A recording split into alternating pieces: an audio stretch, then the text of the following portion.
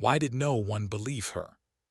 Maybe because truth sounds like fantasy when it comes from the wrong kind of mouth. September heat still clung to the Nevada desert like a ghost that refused to leave. Inside Hilltop Ridge Elementary, the air conditioning hummed its tired tune, while sunlight painted sharp angles through the classroom windows. It was just another Monday, until a quiet girl walked in wearing a backpack that seemed to weigh more than her small shoulders could bear. Her name was Stella Morgan, 10 years old, new kid, the kind of child who made silence look like armor. She slipped into a seat near the window, third row back, where she could stare at the flagpole outside and count the seconds between gusts of wind. The other children moved around her in practice patterns, laughter, whispers, trading inside jokes she didn't know. They weren't cruel, not yet, just indifferent, the kind of indifference that says you haven't earned our attention. "All right, everyone, settle down," called Miss Howard, the teacher, bright, kind, still early in her career, the sort who decorated her desk with motivational quotes about dreaming big. Her smile filled the room. Her eyes flicked across the rows of students and paused briefly on Stella, long enough for concern to flicker and fade. "Who's excited about career day next Friday?" 23 hands shot up, voices overlapped, little faces animated with the pride of children who'd memorized what their parents did for a living. "My dad's bringing his golf clubs, he runs the country club," a blonde girl in the front row announced. Her name was Mackenzie Sterling. Everything about her shimmered with privilege, her confidence, her clothes, even the way she said country club like it was another planet's name. Another student chimed in, "My mom's a lawyer. She's bringing her briefcase and real legal papers." The room buzzed with one-upmanship disguised as enthusiasm, fathers who owned dealerships, mothers who ran marketing firms, uncles who were TV anchors. Each new reveal layered status over status. And Stella just watched the grain of her desk. The lines looked like maps of somewhere far away, mountains and valleys pressed into fake wood. When the noise finally calmed, Miss Howard smiled. "What about you, Stella? Would your mom or dad like to come speak?" A hush spread, the kind of silence that promises entertainment. 23 pairs of eyes turned her way. Stella's throat went dry. "My mom works a lot," she said softly. "Oh, what does she do?" A pause, a war inside her chest. The truth sounded ridiculous to most people. She'd learned that at the last school. But her mother always said, truth matters, even when no one's ready to hear it. "She's a pilot." Miss Howard's face brightened.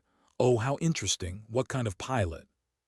"She flies F-22 Raptors," Stella whispered. The silence that followed was colder this time. Not surprise, disbelief. Mackenzie turned slowly in her chair, eyes gleaming. "Like fighter jets?" "Yes." "The Air Force ones?" Stella nodded. Laughter rippled through the class, quick, contagious. Mackenzie leaned back in her seat. "So your mom, who works at Sandy's diner, flies combat missions between refilling coffee?" More laughter. Stella's cheeks burned. "She works at the diner in the evenings. She's in the reserves now." Mackenzie rolled her eyes. "And I'm secretly a princess. My tiara just at the cleaners." "That's enough," Miss Howard said, but even her tone carried a note of doubt. Stella saw it, the hesitation, the tiny fracture in belief. That was the worst part, not the laughter, the teacher's face. By lunch, the story had spread. The new girl thinks her mom flies jets. It became the running joke of Hilltop Ridge. At the end of the table, Stella ate her sandwich, stale bread, thin turkey, in silence, while 3 seats down, Mackenzie performed imitations of fighter pilots crashing. The laughter echoed louder than cafeteria noise should allow.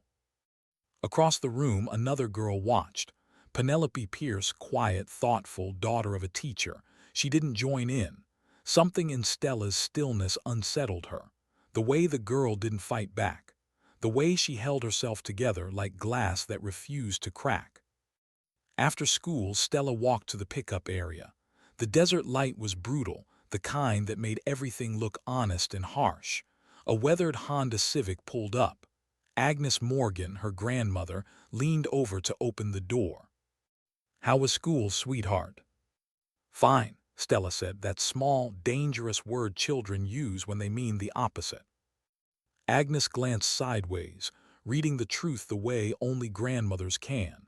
Fine like actually fine, or fine like you don't want to talk about it. "The second one. They didn't believe your mom, did they?" Stella stared out the window. "They laughed. They said she couldn't be a pilot because she works at a diner." Agnes said nothing for a long time. The Civic rattled through Henderson's old neighborhoods, peeling paint, chain-link fences, laundromats glowing in the afternoon heat, worlds away from Mackenzie's gated streets. "Your mom and I talked about this," Agnes said at last. "About whether you should tell people, but your mother said truth matters, didn't she?" "Yes, ma'am." "Well, she's right, but truth and timing, they're different things." At home, their apartment was small but tidy, 2 bedrooms, thrift store furniture, walls covered in family photos.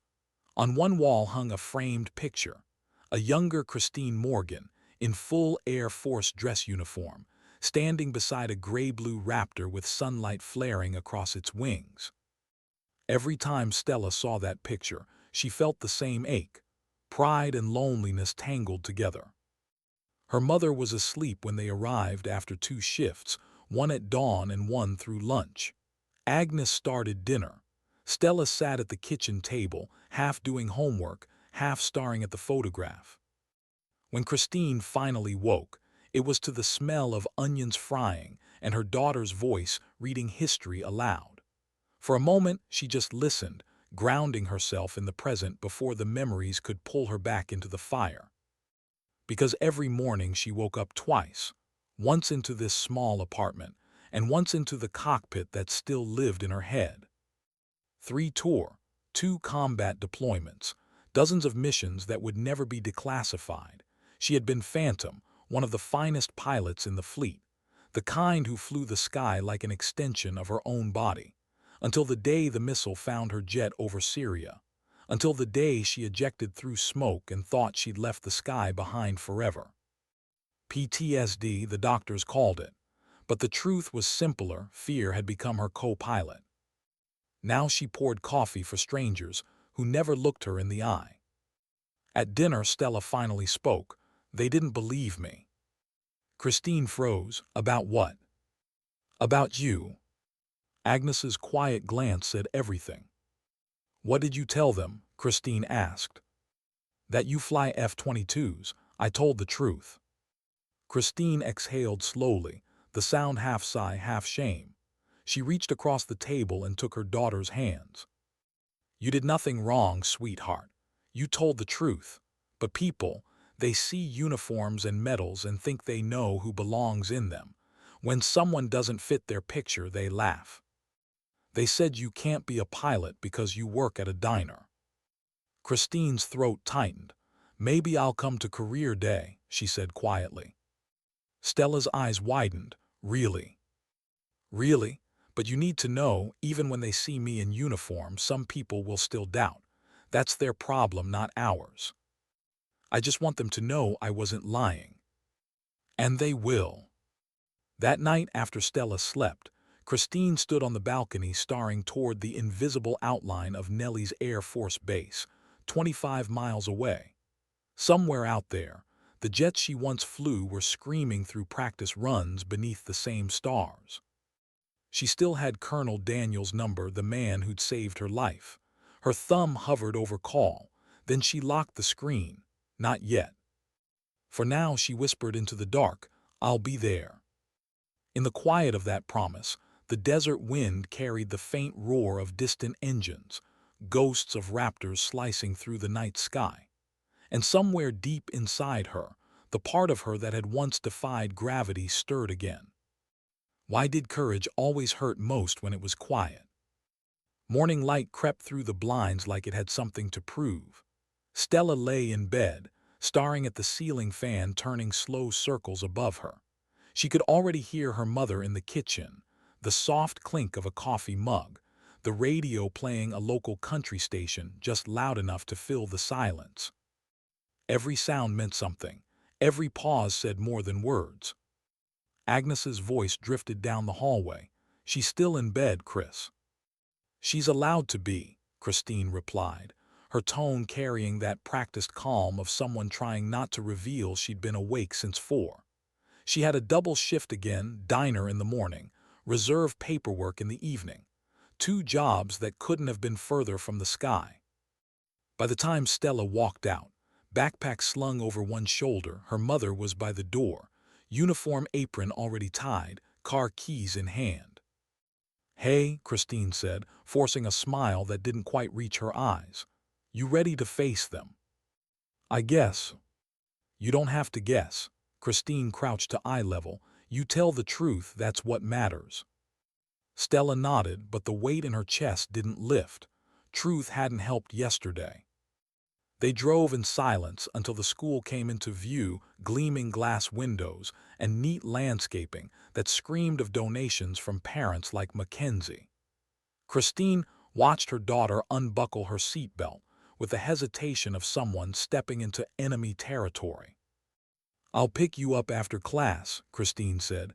"I want to talk to your teacher." "Why?" "Because I should have yesterday." The bell rang just as Stella walked through the front doors.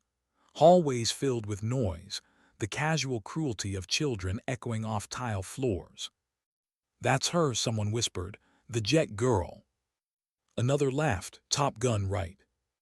By the time she reached her locker, her name had already traveled faster than rumor should allow.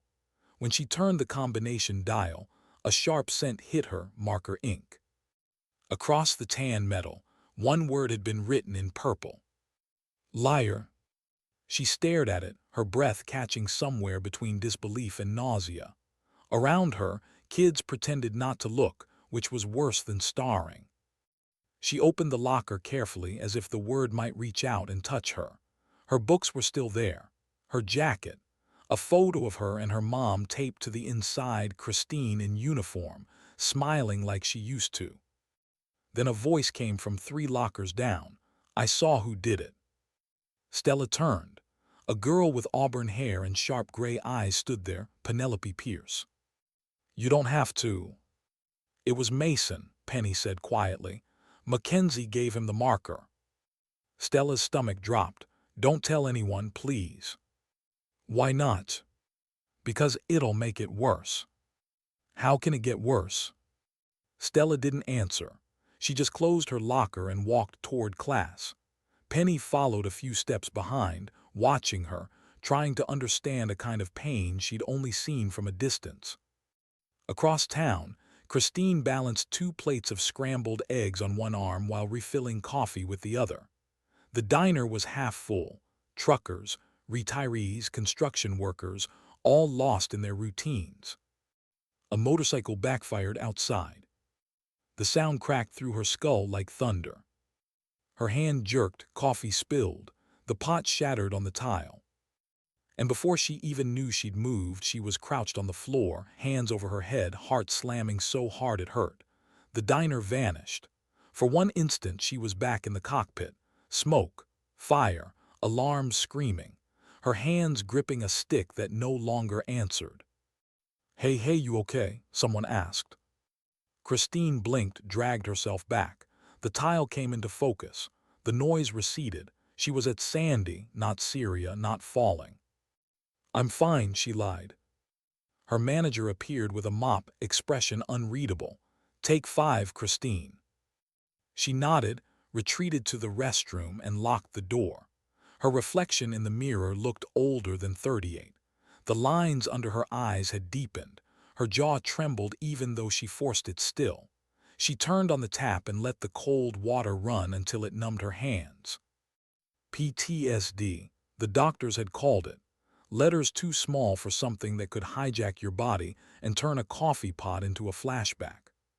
She pressed both palms against the counter and whispered, "Not today." Then she breathed in and out until the panic began to release her ribs. By the time she returned to the floor, her smile was back in place. No one mentioned what happened. People rarely did when the cracks showed.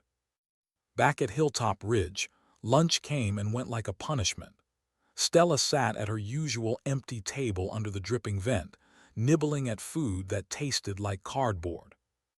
Across the room, Mackenzie was holding court, surrounded by friends, her laughter sharp enough to cut. "My mom looked her up," she said loudly. "There's no record of a Christine Morgan flying jets. None. So either she's lying or she's just confused." A few kids giggled. One of them asked, "What's confused mean?" "Means she made it up." Stella kept her head down, but her hands were shaking. When she glanced up, she caught Mason's eyes for a moment. He looked away fast, shame flickering across his face, but said nothing. After lunch, Stella asked for the bathroom pass and escaped to the empty hallway. The silence there was a relief. She locked herself in the last stall of the girls' restroom and sat on the toilet lid, knees pulled to her chest, trying to breathe quietly. The door opened, voices entered, laughter. "Mackenzie, did you see her face this morning?" "She's probably crying in the bathroom right now," another girl snickered. "If she even shows up Friday, it'll be hilarious," Mackenzie said. "Her mom's probably gonna walk in wearing a waitress outfit." Their laughter hit like a slap. When they finally left, Stella waited a full minute before letting her feet touch the floor. Then she cried silently, shaking, sleeves pressed to her face so no one would hear. That afternoon, Christine drove to the school.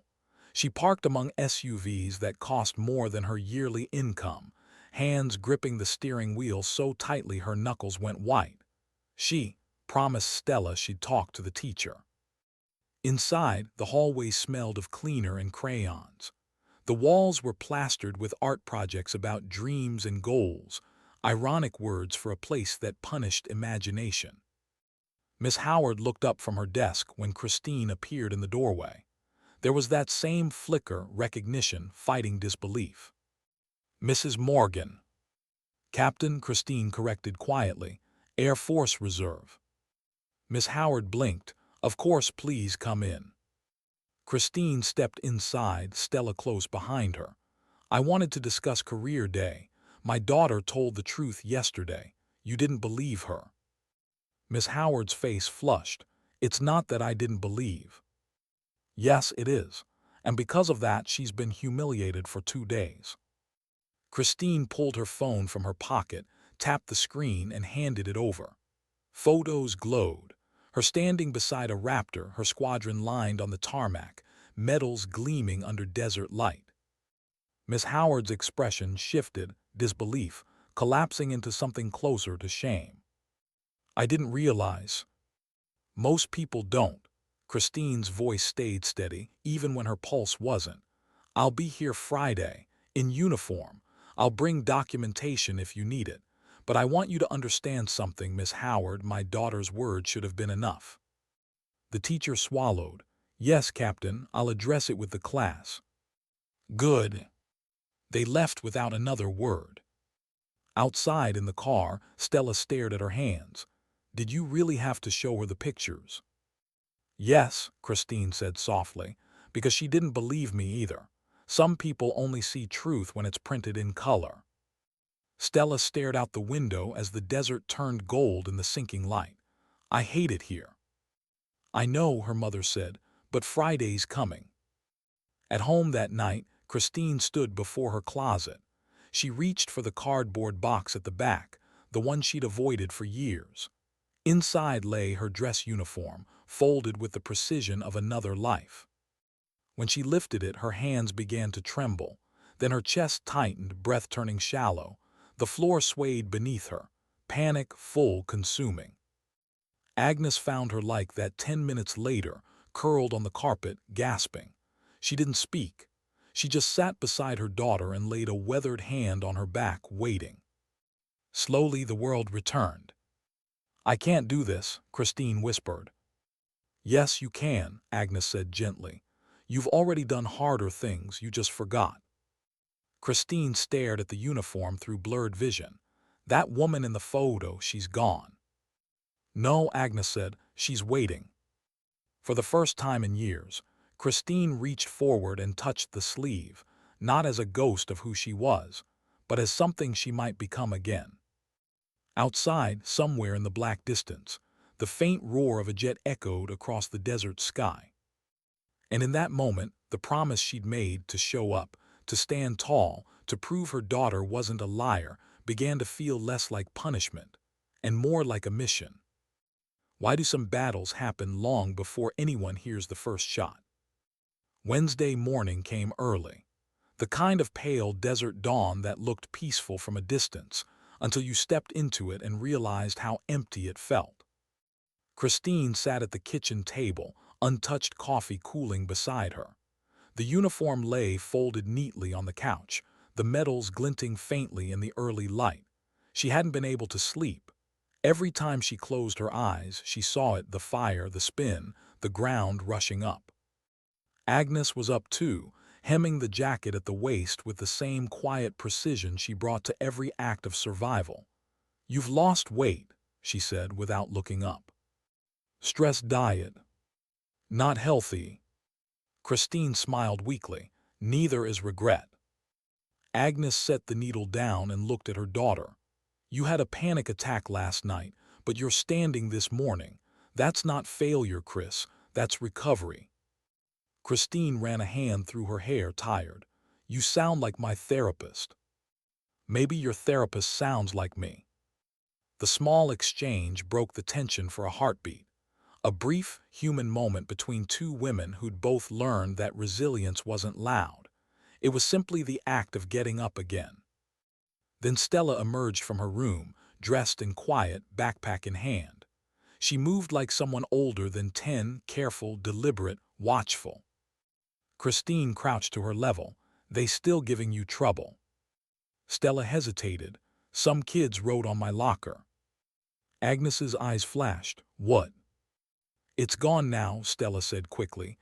"Someone cleaned it, but," she looked down, "it said liar." Christine's jaw tightened. "Who?" "I don't know," Stella lied. Christine didn't press. She recognized the tone, that instinctive need to protect, even when you're the one hurt. "All right," she said, "then we'll show them Friday." By the time Stella reached school, the rumor mill had found new fuel. The locker graffiti had been scrubbed off, but its shadow still lingered, faint purple outlines that looked like a bruise on the metal. Whispers followed her from hallway to classroom. The liar, the jet girl, the one whose mom works at a diner but says she's a pilot. Miss Howard was unusually quiet that morning. When she started class, her voice lacked its usual spark. She looked at Stella more than once, guilt flickering behind professional composure. After the lesson, she asked Stella to stay behind. The other kids filed out in their noisy groups until the classroom fell still. "Stella," she began softly, "I owe you an apology." The girl looked up, cautious. "I should have believed you," Miss Howard said. "Sometimes adults doubt because what we hear doesn't fit what we expect. That's not your fault. That's ours." Stella didn't know what to say. No one had ever apologized to her before. Miss Howard smiled faintly. "Your mom stopped by yesterday. She showed me photos. You should be very proud of her." "I am," Stella whispered. "Good, because on Friday, I think everyone else will be too." The words felt like sunlight after a long night, but Stella didn't let herself believe too much. Hope, she'd learned, could be fragile. At that same moment, across town, Christine was standing outside the gates of Nellie's Air Force Base. The air smelled like jet fuel and memory. She hadn't been back in nearly 8 months.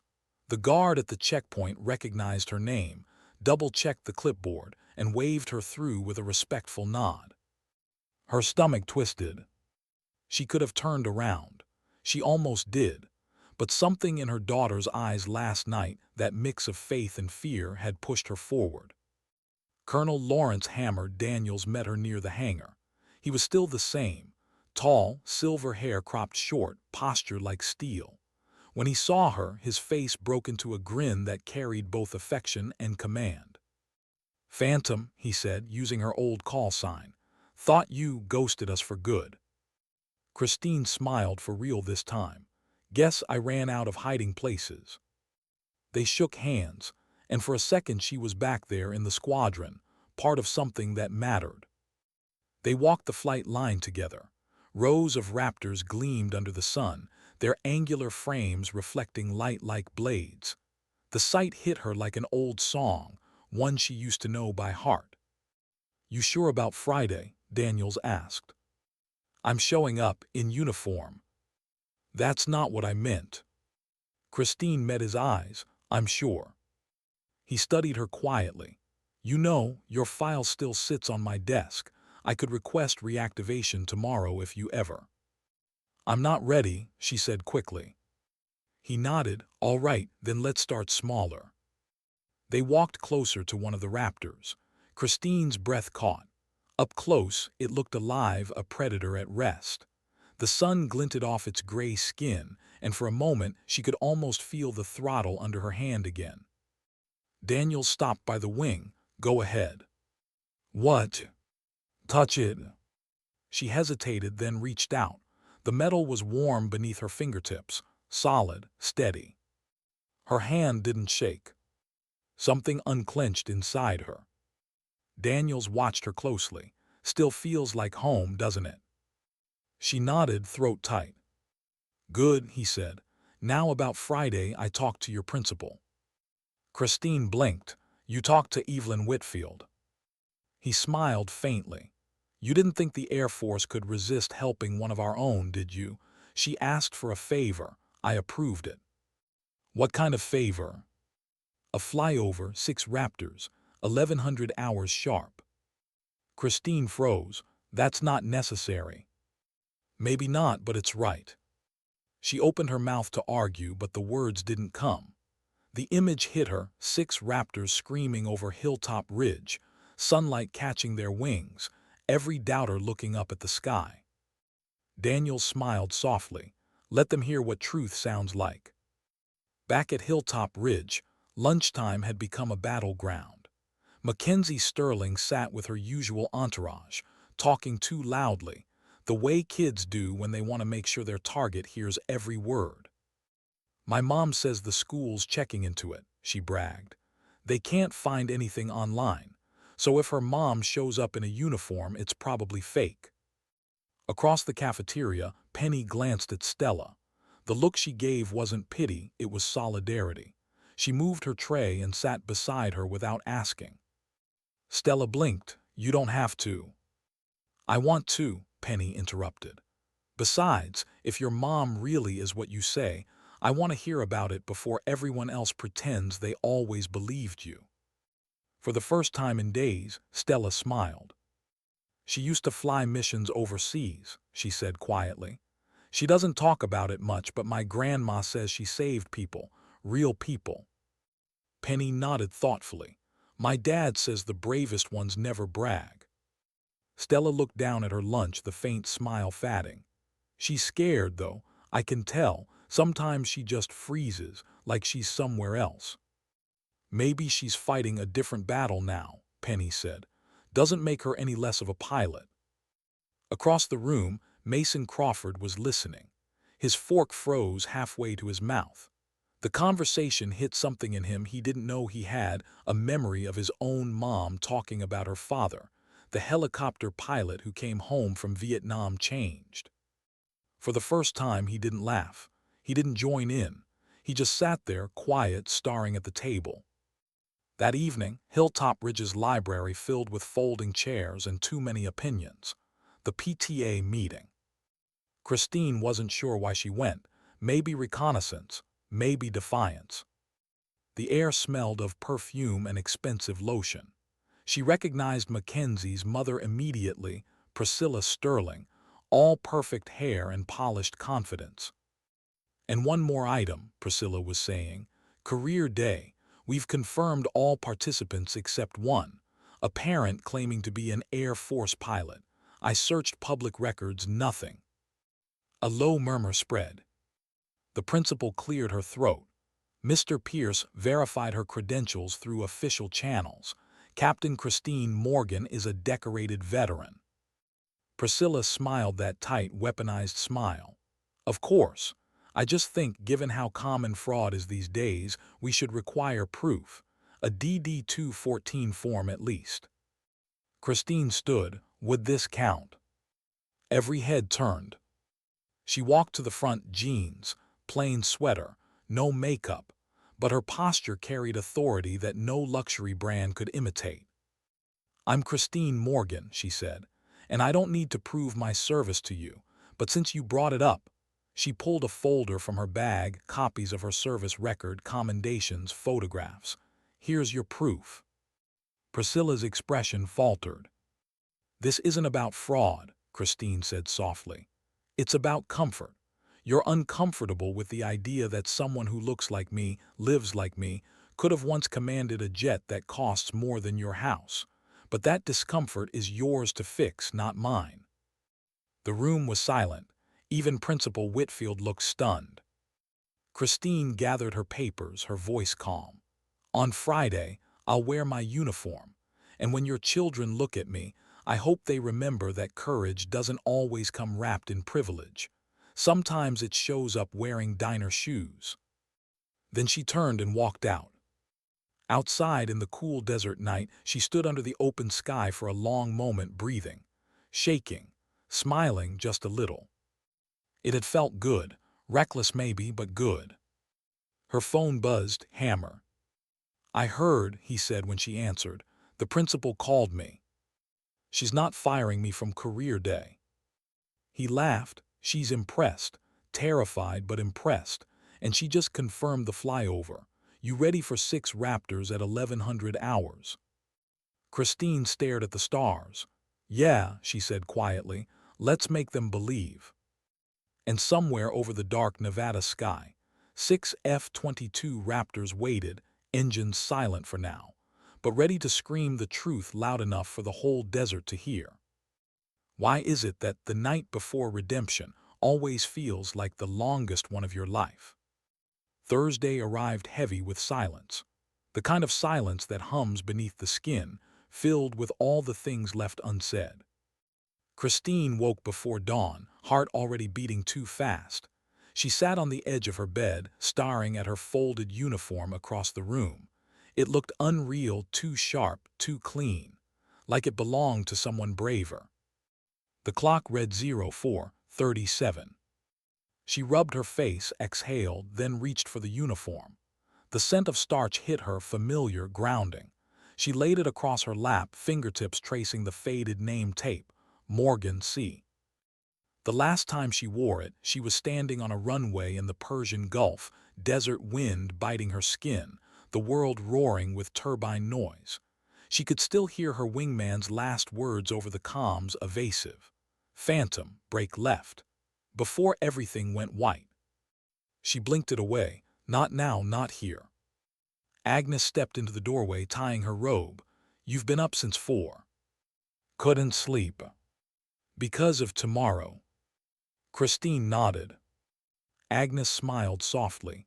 Then let the fear walk beside you. Just don't let it drive. Christine huffed a faint laugh. You always have one of those ready. Comes with the wrinkles. For a moment, they just looked at each other, the unspoken years between them hanging heavy in the quiet room. Then Agnes asked the question she'd avoided for months. Have you thought about flying again? Christine's shoulders stiffened. I'm not sure I can. You mean physically, or both? Agnes walked over, picked up the uniform jacket, and draped it across her daughter's shoulders. Then start with wearing it. Sometimes healing begins with pretending you're already whole. At school, the tension was thicker than desert dust. Rumors had shifted. The laughter had cooled into nervous curiosity. Word about the PTA meeting spread fast, about the confrontation, the proof, the way Mackenzie's mother had been shut down. Now the whispers carried a different edge. I heard her mom's actually military. No way. Principal said she's coming in uniform tomorrow. Then why does she work at a diner? No one knew how to balance those truths. People didn't like contradictions. A war hero wearing an apron didn't fit neatly into the boxes they built for others. Stella walked the hallways with her head a little higher, but her stomach still felt tight. The word liar had faded from her locker door, but she could still feel its ghost pressing against her ribs. In homeroom, Miss Howard smiled at her, a quiet, reassuring smile that said you're not alone anymore. It helped more than Stella realized. At lunch, Penny waved her over. "My dad said your mom's the real deal," she whispered. "He looked it up. You know what he said." "What?" "He said F-22s are the most advanced fighters on Earth. Stealth, speed, everything. He said only the top 1% of pilots get to fly them." Stella couldn't help smiling. "She says they're alive, like they breathe." "She's coming tomorrow, right?" "Yeah." "Good," Penny grinned. "Because Mackenzie's been quiet all morning, and I kind of want to see her face when your mom walks in." For the first time in days, Stella laughed soft, nervous, real. That afternoon, Christine stood outside the massive metal doors of Hangar 14 at Nellie's Air Force Base. The air was different here, sharp, charged, the kind of air that vibrates with jet noise even when nothing's flying. Inside, rows of Raptors sat under harsh white lights, looking less like machines and more like sleeping giants. Colonel Daniels waited near one of them, arms crossed. "Didn't think you'd actually come back today," he said. Christine smirked. "Didn't think I'd still be this terrified either." "Means you're alive." They walked toward the nearest jet. Its skin shimmered in shades of gray and silver, light sliding off its surface like water. Christine stopped a few feet away. "She's beautiful," she murmured. "She's yours," Daniels said quietly, "if you want her." Christine froze. "What are you talking about?" He tossed her a helmet bag. "Sim test, nothing fancy, just a routine flight check in the simulator. You'll be alone, you can leave whenever you want." She held the bag like it might explode. "I'm not ready." "Then you'll never be." He turned, walked away, and left her there, staring at the simulator bay door. Inside, the cockpit waited. Christine stepped closer, feeling the old rhythm return, heartbeat syncing with the metallic scent, the low hum of hydraulics, the faint echo of memory. When she finally sat down, the seat molded to her body like it remembered her. Her hands found the throttle instinctively. For a few seconds she couldn't breathe. Then slowly she flipped the master power switch. Lights flickered alive, panels glowed. The HUD came up in that familiar green, altitude 0, weapons safe, systems nominal. She closed her eyes. The voice of her old wingman, "Phantom, you're clear on my 6. The roar of engines, the pull of GS, the sky ripping open in front of her. Her hand trembled on the throttle, then steadied. She pushed forward, not enough to take off, just enough to feel control return. "I'm here," she whispered. "I'm still here." When she finally climbed out, Daniels was waiting at the door. He didn't speak, just offered a small nod, the kind only soldiers understand. "How'd it feel?" he asked. "Like breathing again," she said. "Then you'll do fine tomorrow." That night Stella sat at her desk, finishing her project poster. "My mom, F-22 Raptor pilot." She wrote it in neat letters, carefully gluing a printed picture of her mom beside the jet. She stayed up late to get it right, straight borders, no smudges, everything aligned. Her grandmother poked her head in. "That's beautiful." Stella looked up. "Do you think they'll still laugh?" "Maybe," Agnes said softly, "but laughter can't erase truth. It can only echo around it." "What if she freezes again?" Agnes walked over, brushing a strand of hair from her granddaughter's forehead. "Then she'll unfreeze. That's what strength looks like, Stella. Not perfection, recovery." The girl nodded, absorbing the words even if she didn't fully understand them yet. Outside, the desert was alive with wind. Somewhere far away, faint booms rolled through the night, the sound of jets training in the dark. Stella smiled at the window. That's them, isn't it? Agnes followed her gaze. Maybe it is. Christine stood alone on the balcony, phone pressed to her ear. Daniel's voice came through steady as ever. All set for tomorrow. 6 Raptors in the air by 10:50. They'll reach Hilltop Ridge at exactly 1100. We'll fly low, tight formation. They'll feel it. Christine's pulse picked up. You sure this is cleared? Command approved. I may have bent a few forms, but what's the Air Force without a little paperwork rebellion? She laughed softly, eyes glistening. Thank you, Hammer. Don't thank me, thank your daughter. She reminded us what we fight for. When the call ended, Christine stayed there, watching the city lights flicker across the valley, each one a tiny heartbeat in the dark. Tomorrow wasn't about glory. It wasn't about proving anything to Mackenzie or her mother or even Miss Howard. It was about a promise. To a little girl who told the truth. To a woman who forgot who she was. To the silence between them that deserved to end. The wind picked up, carrying a faint sound, distant thunder that wasn't thunder at all. Christine closed her eyes. Somewhere out there, 6 Raptors were slicing through the Nevada night, ready to write tomorrow's truth across the sky. And for the first time in years, she wasn't afraid of what came next. Why do some truths need thunder to be heard? Friday morning came bright and merciless, sunlight pouring over Henderson's rooftops, washing every shadow into sharp relief.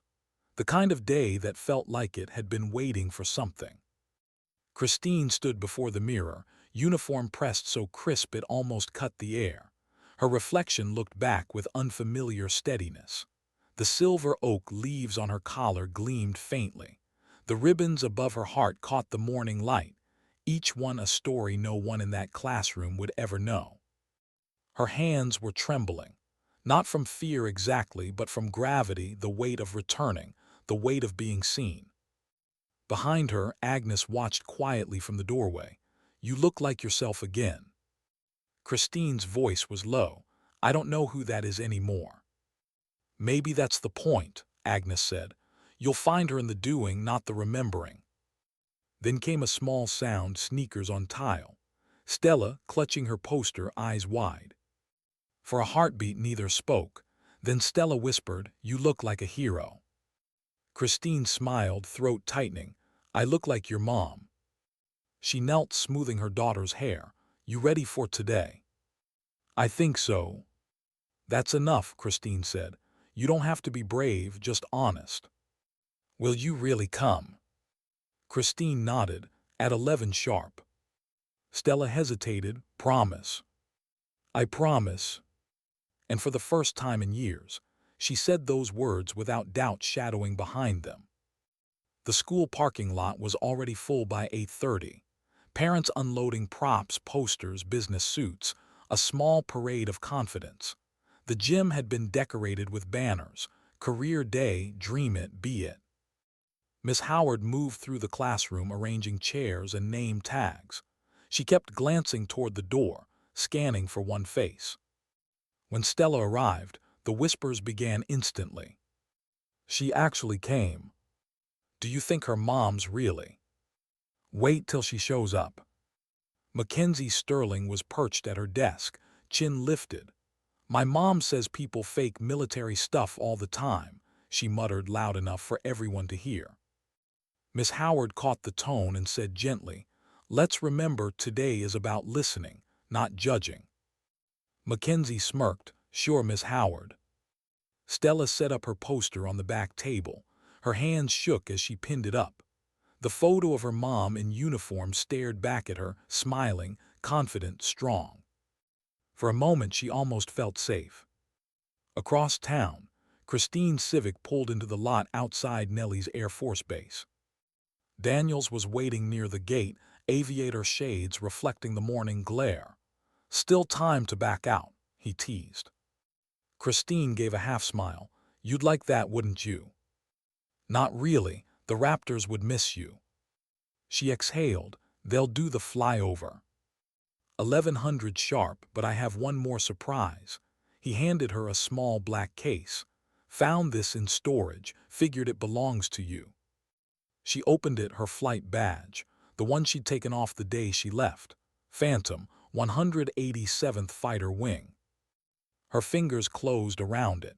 For the first time in years, she didn't feel like an imposter. Daniels gestured toward his car. Come on, let's make the sky proud. At 10:45, Hilltop Ridge Elementary buzzed like a beehive. The hallway outside room 3B was packed, parents in suits, scrubs, uniforms, and one local TV anchor surrounded by kids with autograph sheets. Miss Howard checked her watch, nerves flickering. We'll begin shortly, she told the class. Stella sat at her desk, her poster behind her, her stomach knotted tight. Every time someone new walked past the door, her heart jumped and sank when it wasn't her mother. At 10:55, Mackenzie whispered, "Guess she's not coming." Stella's throat closed. She turned away, blinking fast. At 10:57, Miss Howard started to stand. "All right, we'll move on to." Then came a sound. Low, distant. A deep vibration that rattled the windows. At first, no one understood what it was. A delivery truck, thunder. Then the building began to hum. Papers trembled on desks. The sound grew, rolling, layered, alive. And then the first one hit overhead, a shriek like the sky being torn open. Every child froze, heads jerked upward. Outside, 6 shadows cut across the blue, 6 F-22 Raptors in perfect diamond formation, streaking low over the school. Sunlight flashed across their wings, the roar shaking every window in the district.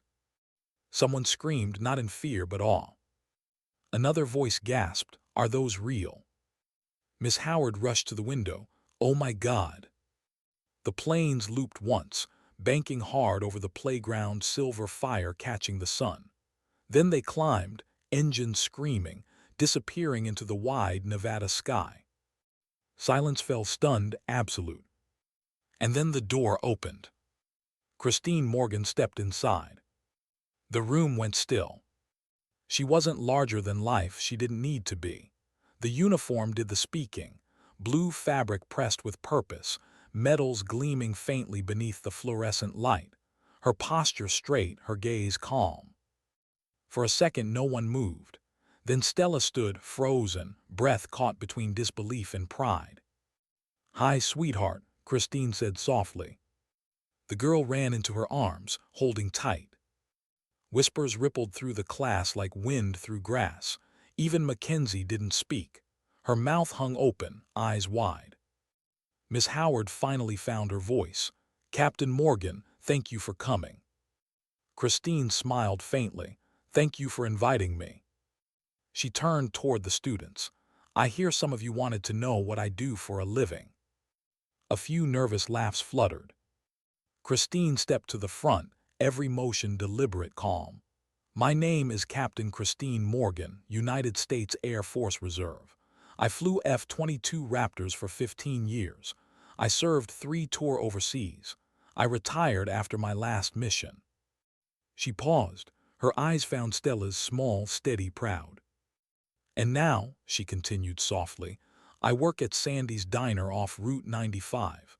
Because life after service isn't about rank. It's about remembering who you were, even when the world stops clapping." The class listened, silent, transfixed. Christine took a breath. "You might think being a pilot is about flying. It's not. It's about trust.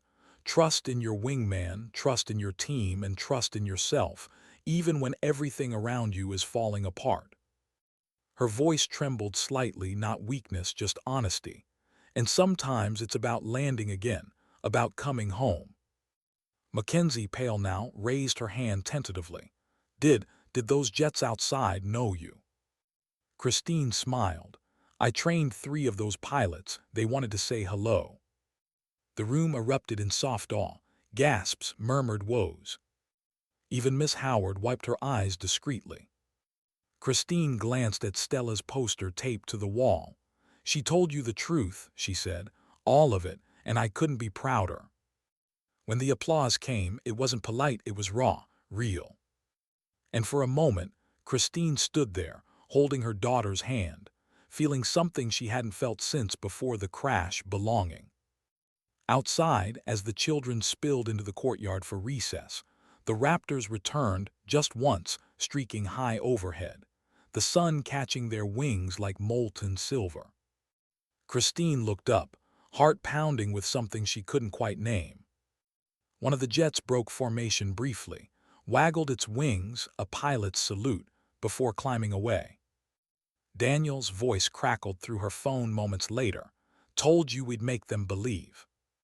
Christine smiled, tears slipping down her cheeks. They heard it hammer, every one of them. He laughed softly. "Good, then our job's done." She ended the call, watching the contrails fade into the deep blue above. Beside her, Stella tugged her sleeve. "Mom." "Yeah. I think they believe me now." Christine knelt, eyes glistening. "I think they always should have." Then she looked up at the sky one last time.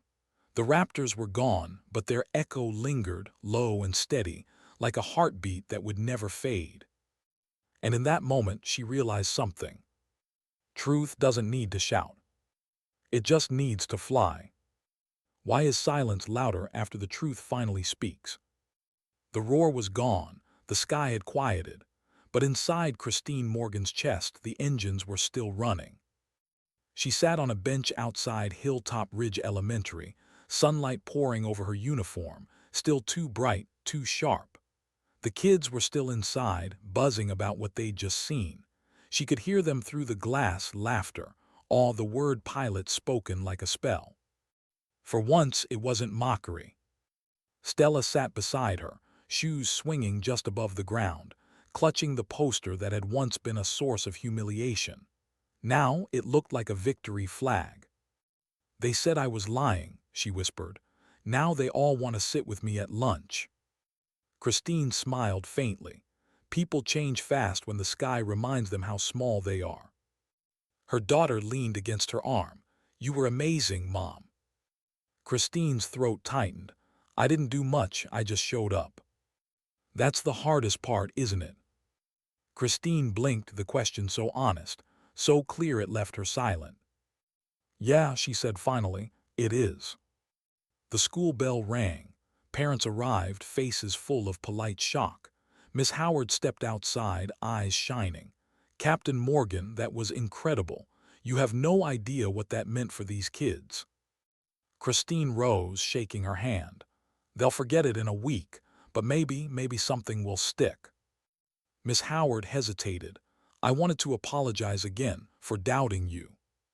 "You already did," Christine said softly. "And you made it right, that's what matters." Then she noticed Mackenzie and her mother standing near the gate, both silent, watching. Priscilla Sterling's perfect poise seemed to waver for the first time. She approached slowly. "Captain Morgan," she said carefully, voice smaller than usual. "That was remarkable, truly." Christine nodded. "Thank you. I misjudged you." "Most people do," Christine said. "Not bitter, not proud, just truth." Priscilla hesitated, then extended a hand. "If you ever want to speak at our women's leadership luncheon." Christine smiled politely. "I already have an audience that matters." She glanced at Stella, who was watching, glowing with quiet pride. Priscilla flushed, nodded stiffly, and walked away. Mackenzie followed, looking like she wanted to say something but didn't. Christine didn't need her to. That night the world found out. Someone had filmed the flyover, 6 Raptors cutting across the Nevada sky, the kids cheering below. The clip hit local news, then went national within hours. Veteran pilot surprises daughter's school with Air Force flyover. Christine's phone exploded. Messages from old squadmates, reporters, strangers. Half congratulations, half curiosity.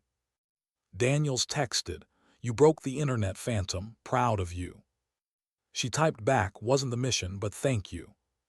When she looked up, Stella was on the couch, watching the news replay, that same footage looping again and again. The image of her mother walking into the classroom in uniform. Everyone at school saw it, Stella said quietly. They were showing it in the cafeteria. Christine sank beside her. You okay with that? Stella smiled. I like when they believe me, but I don't like that they didn't before. Christine nodded. That's how the world works sometimes. People trust noise more than quiet. Like the Jets. Christine smiled faintly. Exactly like the Jets. For a long while, they just watched together, the TV light flickering across their faces, the sound low and steady. Then Stella said something that caught her off guard. Mom, when you fly again, can I come watch? Christine's breath caught. Who said I'm flying again? I can tell, Stella said simply. You looked alive today. Christine didn't answer, but she didn't deny it either. Later, after Stella went to bed, Christine stood alone on the balcony. The desert stretched out below, endless, silent, painted in moonlight. The air smelled faintly of jet fuel and rain that would never fall. Her phone buzzed again, unknown number. She answered, hello. A familiar voice, rough, tired, steady. Captain Morgan, this is Major Quinn. We served in the 187th together. Her pulse jumped. Quinn, God, it's been years. I saw the footage. Daniels told me you've been off the grid. You know we're short on flight instructors at the base, right? She laughed softly. You think I'm ready to train anyone? I think you're already doing it, Quinn said. That little girl, she learned something today none of us could have taught her. Maybe the rest of us could too. Christine didn't speak for a long time. The silence between them was heavy but kind. Come in Monday, Quinn said finally. No promises, just coffee and a hangar full of ghosts. The call ended.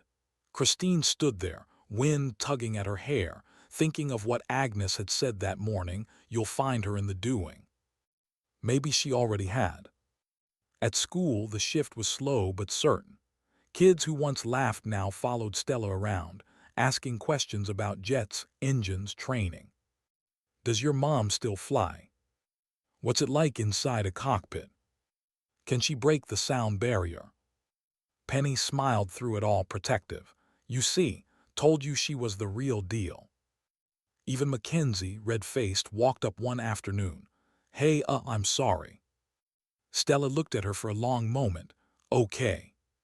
That's it, just okay. Yeah, Stella said simply. Because my mom says forgiveness isn't for them. It's for you.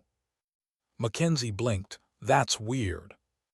Yeah, Stella said, smiling, but it works. And somehow it did. The next few days came quiet, the kind of peace that feels fragile, like glass after a storm. Christine returned to the diner, apron tied, hair pinned back. But the regulars noticed something different. The way she stood taller, the way she smiled easier, the way she looked out the window whenever a jet passed overhead. One of the customers, an old veteran named Dale, grinned at her over his coffee. Saw you on TV, Captain, made us proud. She poured his refill, chuckling. Just did what any mom would do. Not every mom gets air support. She laughed, fair point. When the lunch rush slowed, she took her break outside. The heat pressed against her skin, the smell of asphalt rising. Across the street, two kids were playing, one wearing a plastic pilot helmet, the other pretending to steer invisible wings. Raptor 1 ready for takeoff, one shouted. Christine smiled. Sometimes legacy isn't medals or headlines. Sometimes it's a child pretending to fly. That evening, Daniels called again. Quinn says you're thinking about Monday. I'm thinking, she admitted. Good, thinking's the first stage of doing. Christine leaned against the railing, watching the horizon bleed orange. You know, I thought flying was the only thing that defined me, but today I realized it was. What was? She smiled softly, coming back down. He chuckled. That's the trick, Phantom. Every pilot can take off. Not all of them know how to land. After they hung up, she stayed there, the last light fading behind the mountains, the desert turning to shadow. She thought of the crash, the noise, the smoke, the ejection that had rewritten her life. Then she thought of today, her daughter's smile, the classroom silence, the sound of 6 Raptors writing forgiveness into the air.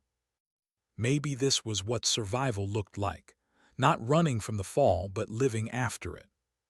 The wind rose again, soft, warm, carrying a faint sound from far away. It could have been engines, or maybe just memory. Either way, Christine smiled, because for the first time in years, she didn't flinch when the sky spoke. And somewhere deep inside her, the pilot stirred not as a ghost, but as something reborn. Why is it easier to fight a war in the sky than the one inside your own head? Monday dawned slow and pale over the Nevada desert, the light turning the mountains pink before the sun burned it all to gold. Christine Morgan was already awake. She stood in her kitchen, mug of coffee growing cold between her hands, uniform jacket folded neatly over a chair. Not the diner apron today. The Air Force Reserve blues, clean, pressed, deliberate. Agnes walked in, robe tied, eyes still heavy with sleep. "You going?" Christine nodded. "They asked me to come in." "For coffee." "Coffee and ghosts," Christine said with a small smile. Agnes studied her for a long moment. "You sure you're ready for that hangar?" Christine looked out the window toward where the sky curved endless and silent. "No," she said honestly, "but I'm going anyway." Agnes smiled faintly. "Then that's what ready looks like." At Hilltop Ridge, the world had returned to its normal rhythm, at least on the surface. Stella walked down the hallway, feeling the shift around her. The stares weren't mocking anymore. They were curious, sometimes admiring. The word liar had been replaced by whispers like her mom's, a legend. She didn't quite know how to handle it. It was strange to go from invisible to unforgettable overnight. She didn't want fame. She just wanted peace.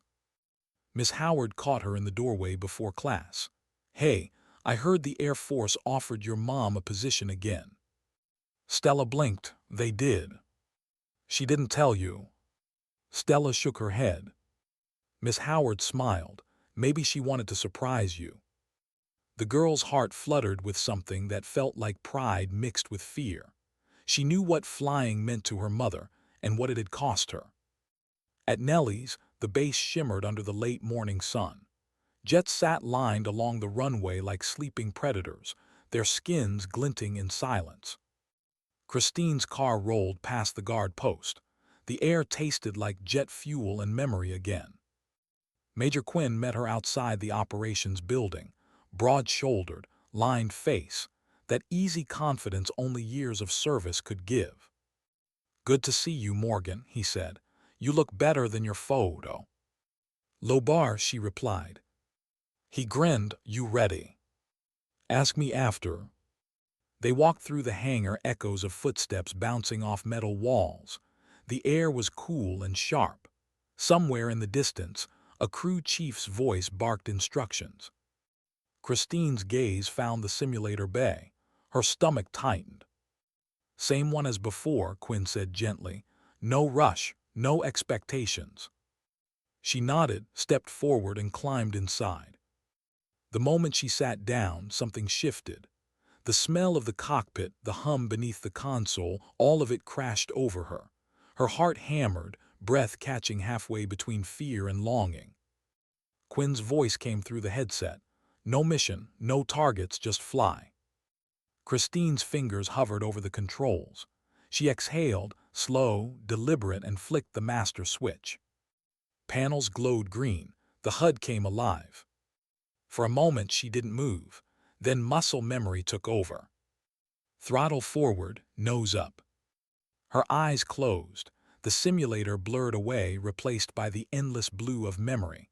The pull of G-force, the tremble in her bones, the weightless grace of flight. Her hands steadied. Her breathing found rhythm. She heard Daniel's voice in her head. "Trust the wings, Phantom. They'll carry you." And she did. She didn't fight the panic this time. She let it come, the flash of smoke, the jolt of the missile, the sudden silence of freefall. But then she did something different. She stayed. She didn't eject from the memory. She wrote it down, watched it replay without running. When she opened her eyes, she was back in the cockpit, alive, steady, her heart pounding but her hands still firm on the controls. "I'm here," she whispered. In the control room, Quinn watched through the glass, saw her hands stop trembling, saw her mouth move with that small, defiant phrase. He didn't interrupt, he just smiled. After 20 minutes, she shut the systems down and climbed out. Sweat lined her forehead. Her pulse still raced, but it wasn't terror anymore. It was adrenaline. "How'd it feel?" Quinn asked. Christine exhaled, steadying herself, like coming home through turbulence. He chuckled, "That's flying, Morgan." "Yeah," she smiled faintly, "I remember." He looked at her for a long time, thoughtful. "We could use someone like you in training, not for combat, for grounding. These kids fly like gods, but they crash like children. They need someone who knows both sides of the sky." Christine blinked. "You're serious?" "As a missile strike," he said, "think about it." That evening, Stella sat at the dining table, tracing her pencil across a sketchpad, drawing jets arcing across the page. She was halfway through shading one wing when the front door opened. Her mom walked in, still in uniform, carrying the helmet bag. "You went," Stella said, eyes bright. "I went." "How did it feel?" Christine smiled, tired but proud. "Loud, beautiful, terrifying, perfect." Stella grinned. "Did you fly again?" "In a way." She knelt beside her daughter, eyes soft. "You know what I realized up there?" "What?" "That fear doesn't mean you can't fly. It just means you remember falling." Stella thought about that, chewing her lip. "But you didn't fall today." Christine smiled. "No, not today." Agnes appeared in the doorway, drying her hands. "You look lighter." Christine nodded. "They asked me to come back." Agnes froze. "As a pilot?" "As an instructor." A long pause. Then the older woman smiled, wide, proud. "Of course they did." "You okay with that?" Christine asked. Agnes chuckled. "Honey, I've been waiting for this call since you hung up your wings." Stella threw her arms around her mother. "You're really going back?" Christine hugged her tight. "Not all the way, just enough." For the first time in years, her heart didn't feel split between the sky and the ground. She could have both. 2 weeks later, she drove through the gates of Nellie's again, this time with purpose. The sun glared off the tarmac. Jets thundered overhead, one after another, streaking across the cloudless blue. Daniels met her near the runway, grin wide. "Welcome home, Phantom." She laughed. "It's just training duty." "Home's not a place, Morgan. It's where you finally stop running." He handed her a clipboard, then a key card. "You've got Hangar 12, simulation lead. Oh, and one more thing, there's someone here who wanted to meet you."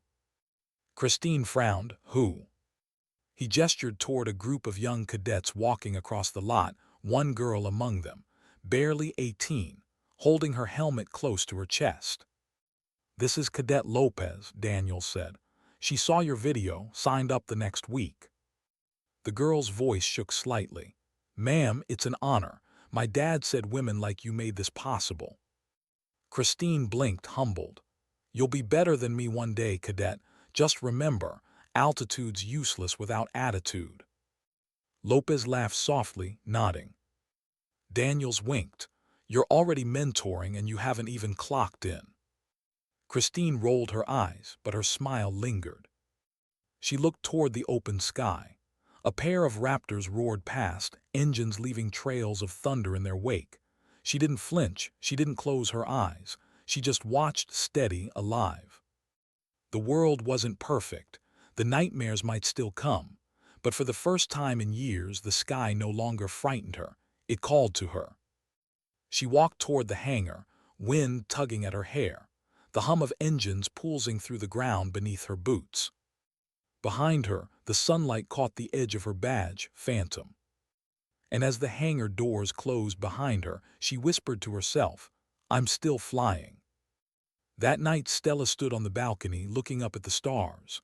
Her sketchbook lay open, a rough drawing of her mother in the cockpit, helmet on, eyes steady. Agnes joined her quietly. "She's herself again, isn't she?" Stella nodded. "Yeah, but she's more than that now." "How so?" "She's both." "Both what?" "Grounded and flying." Agnes smiled, the kind of smile that knew what that meant. Far above them, another jet streaked through the dark, a silent glimmer, a promise renewed. And for the first time, Stella didn't just look up in wonder. She looked up in understanding. Why do some stories end not with silence, but with flight? 6 months had passed since the day 6 Raptors thundered over Hilltop Ridge. The world had moved on, as it always does, but for Christine Morgan, everything had changed. The desert no longer looked empty. It looked alive. Every dawn, she woke to the distant roar of engines and smiled instead of flinching. She'd taken the position at Nellie's Flight Training and Recovery Division. Her job wasn't combat anymore. It was teaching others how to fly again after fear. She called it Ground School for the Soul. They gave her a small hangar, old, echoing perfect. She kept it spotless, just like the cockpit of her jet. Her students came in broken, men and women who'd seen too much, lost too much, or simply forgotten why they ever took off in the first place. Some were veterans relearning confidence. Some were cadets struggling under invisible weight. All of them carried ghosts. Christine understood every one of them. She didn't lecture, she listened. Sometimes she said very little, just, "Sit down. Tell me what you still hear when you close your eyes." Sometimes she said nothing at all, just stood beside them in the simulator, silent but steady, until the trembling stopped. And every few weeks she would fly again. Not high, not long, just enough to remember the rhythm of wind over wings, just enough to keep the sky familiar. The call sign Phantom returned to her helmet. This time, it didn't mean she was haunting what she'd lost. It meant she'd become part of what endures. Stella grew taller that year, still quiet, still observant. But now her silence carried calm instead of shame. Kids at school stopped calling her Jet Girl. Now they asked when her mom would visit again. When the principal invited Christine to speak at the school assembly for Veterans Day, she hesitated. "One speech is enough," she'd said. But Stella had looked up at her, eyes bright. "Then maybe it's my turn." Christine had blinked, surprised. "You want to speak?" "I want to tell them what I learned." So she did. The gym was packed that morning, flags hanging from the rafters, the smell of floor polish and popcorn faint in the air. Parents filled the bleachers. Veterans in uniform sat near the stage. Principal Whitfield introduced her with genuine warmth. "Our next speaker is someone who reminded us that heroism doesn't always look like we expect, and sometimes it sits right beside us in class." Stella walked to the microphone, small hands gripping the edge of the podium. Her voice was soft at first. "Last year I told my class my mom flew F-22s. They laughed." The room went utterly still. "I didn't understand why," she continued. "I thought truth was just truth. But I learned that sometimes people don't believe you because they can't imagine someone like you doing something that big." She took a breath. "Then my mom came, she wore her uniform, and 6 jets flew over our school. Everyone saw, everyone heard, but that wasn't the best part." Her eyes lifted, finding her mother near the back of the room. "The best part was that she showed up anyway, even though she was scared, even though it hurt." Christine blinked back tears. Stella smiled faintly. "She told me that courage doesn't mean you don't fall. It means you take off again anyway. So, if someone laughs at what you dream, don't get quiet. Wait, because one day the sky might answer for you." When she finished, the applause came like thunder. Not polite, not practiced, real. Christine stood, clapping through tears. For a moment, it felt like the entire world had exhaled. That evening, the two of them drove out beyond the city lights, just a stretch of desert and horizon and stars that seemed to go on forever. Christine parked the car, turned off the engine and let the silence settle. Above them, the sky shimmered with faint motion, training flights, distant and small. "See those lights?" she said softly. "That one there is an F-22, probably heading north to the test range." Stella squinted, smiling. "Looks like it's drawing lines between stars." Christine laughed.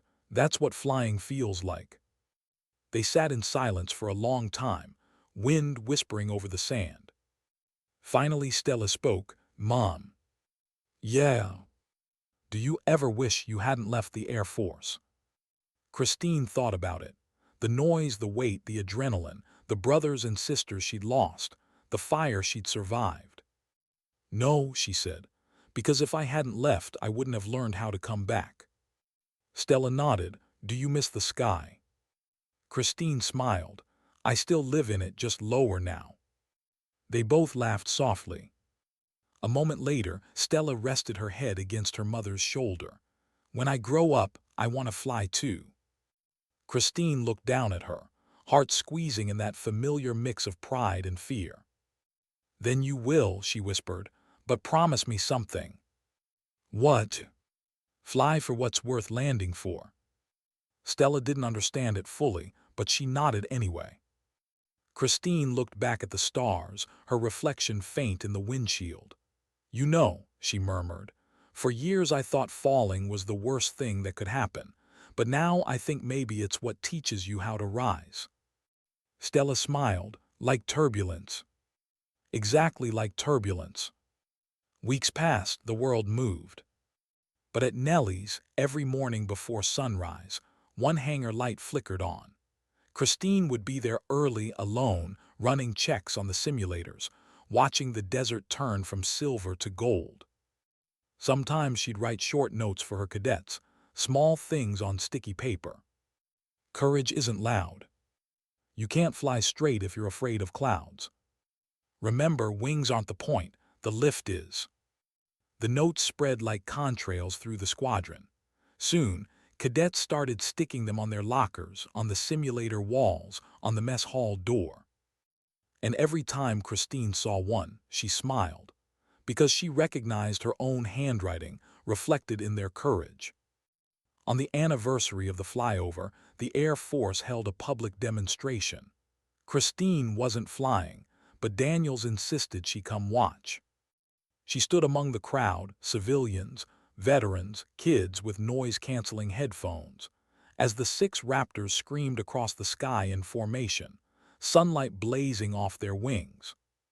The sound hit her chest like a pulse. For a second her vision blurred, not from pain this time, from pride. Beside her, Stella clutched her hand. "That's you up there," she whispered. Christine smiled. "No, sweetheart, that's us."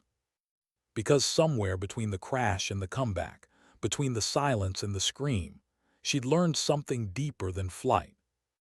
That strength wasn't the sound of engines. It was the quiet choice to start them again.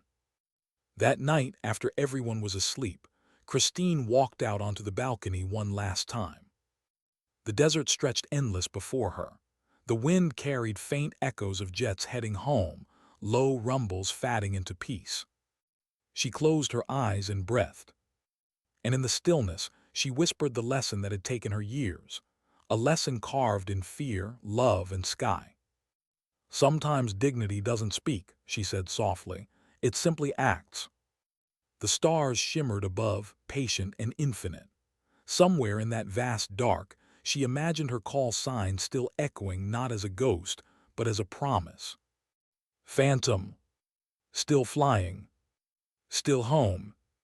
And beneath that endless sky, Christine Morgan, mother, pilot, survivor, finally felt the one thing that no altitude could measure. Peace.